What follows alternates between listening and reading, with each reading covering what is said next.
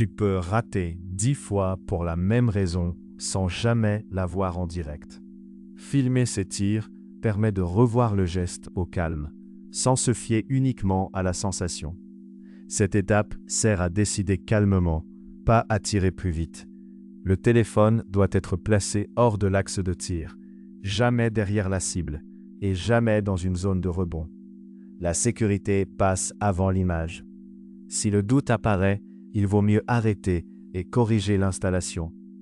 Une vue de côté montre souvent la posture, l'alignement et la stabilité du bras. Ce sont des détails difficiles à sentir pendant l'action. Le bon réflexe est de regarder le contexte avant de juger le résultat. Une vue centrée sur la cible aide à lire le groupement. Tu peux comparer les impacts sans retenir seulement le meilleur tir. Une petite pause donne souvent plus d'informations qu'une longue série forcée. Le ralenti peut aider à voir un mouvement parasite, mais il ne remplace pas une distance fixe, une cible stable et une série courte. Ce contrôle simple évite de confondre progrès, hasard et matériel. Tu n'as pas besoin d'une production compliquée. Il faut surtout une image claire, stable et assez lumineuse pour voir le geste. Cette étape sert à décider calmement, pas à tirer plus vite. Quand tu filmes, change une seule variable à la fois. Posture, distance, rythme ou prise. Sinon, la vidéo devient impossible à interpréter. Si le doute apparaît, il vaut mieux arrêter et corriger l'installation. Après la série, note ce que tu as vu. 2 phrases suffisent. Ce qui bouge, ce qui se répète et ce que tu veux corriger la prochaine fois. Le bon réflexe est de regarder le contexte avant de juger le résultat. L'erreur classique, c'est de monter une belle vidéo au lieu d'analyser une vraie série.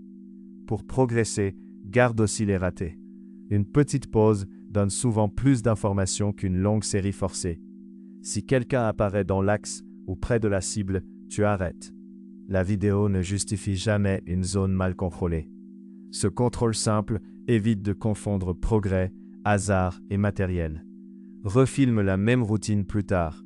Quand le cadre reste le même, tu vois mieux si ton geste devient plus stable. Cette étape sert à décider calmement, pas à tirer plus vite.